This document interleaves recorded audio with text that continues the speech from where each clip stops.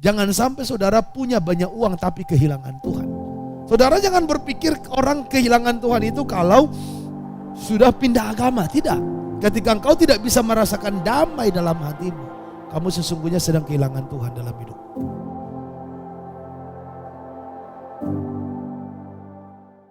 Demikianlah jadinya dengan orang yang mengumpulkan harta bagi dirinya sendiri. Demikianlah jadinya orang yang mengumpulkan harta bagi dirinya sendiri. Jikalau ia tidak kaya di hadapan Allah. Jikalau ia tidak kaya di hadapan Allah. Saudara, apa tujuan hidup kita?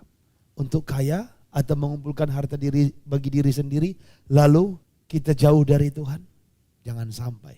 Karena demi kekayaan, demi uang, kita menjadi tidak kaya di hadapan Tuhan. Pegang Amsal 11 ayat 4. Pada hari kemurkaan, harta sama sekali tidak berguna. Tetapi kebenaran melepaskan. Saudara, mungkin kita gak bisa mewariskan banyak harta ke anak kita. Tetapi paling tidak wariskan kebenaran. Kebenaran itu akan menjaga dia. Kebenaran itu akan sanggup membuat dia sukses, Bapak Ibu Saudara. Berikan nasihat-nasihat firman kepada keluarga, kepada orang yang kita kasihi. Firman itu sanggup kok berdaya cipta. Kalau kita mengumpulkan harta hanya untuk diri sendiri, lalu tidak kaya untuk di hadapan Allah, Tuhan katakanlah itu, hai engkau orang bodoh. Nah, Alkitab katakan kalaupun kamu peroleh seluruh dunia, apa gunanya kalau kehilangan nyawa? Kenapa seseorang kehilangan nyawa? Karena dia kehilangan Tuhan dalam hidupnya. Jangan sampai saudara punya banyak uang tapi kehilangan Tuhan. Saudara jangan berpikir orang kehilangan Tuhan itu kalau sudah pindah agama. Tidak.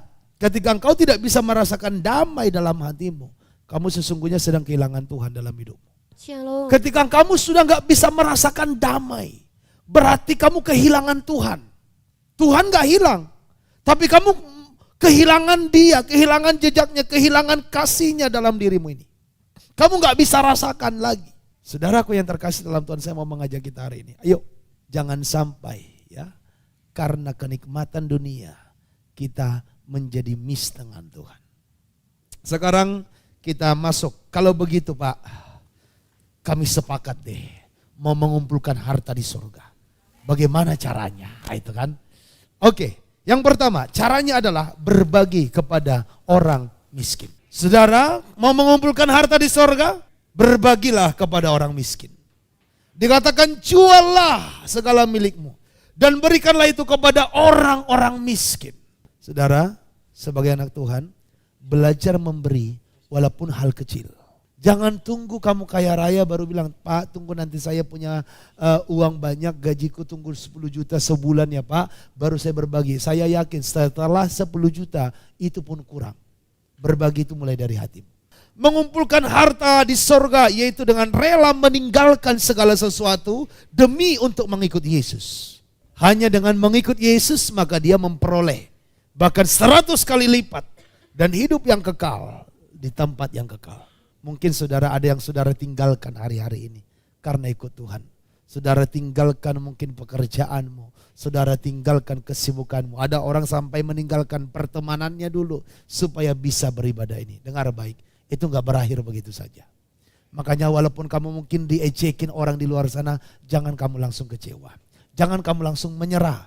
Saudara, ada harta yang sedang kau kumpulkan di sorga. Saudara, dengan saudara datang ibadah, walaupun hujan tadi, walaupun gerimis, walaupun macet, saudara sedang kumpulin harta di sorga. Amin. Saudara tutup usaha, Pak Boy tutup bengkelnya misalnya untuk datang ibadah. Ini lagi kumpulin harta di sorga. Makanya tidak sia-sia ibadah saudara ini. Tidak sia-sia saudara berlutut berdoa menyembah Tuhan di rumah. Tidak sia-sia. Setiap kali engkau beribadah, ketahuilah engkau mengumpulkan harta di sorga. Dan itu tidak akan pernah hilang. Ngengat dan karat tidak ada di sana. Pencuri tidak dapat mencurinya. Dan tidak akan pernah tertukar saudaraku. Saudara datang malam ini beribadah melayani tidak sia-sia. Saudara melewati macet, saudara mengalahkan rasa malas, mengalahkan rasa ngantuk tidak sia-sia. Apa yang kamu kerjakan walaupun kamu udah capek seharian, tapi saudara hari ini kamu datang ibadah tidak sia-sia. Ada harta yang kamu akan nikmati. Amin. Alkitab tadi katakan di sorga dan juga di hidup yang sekarang ini.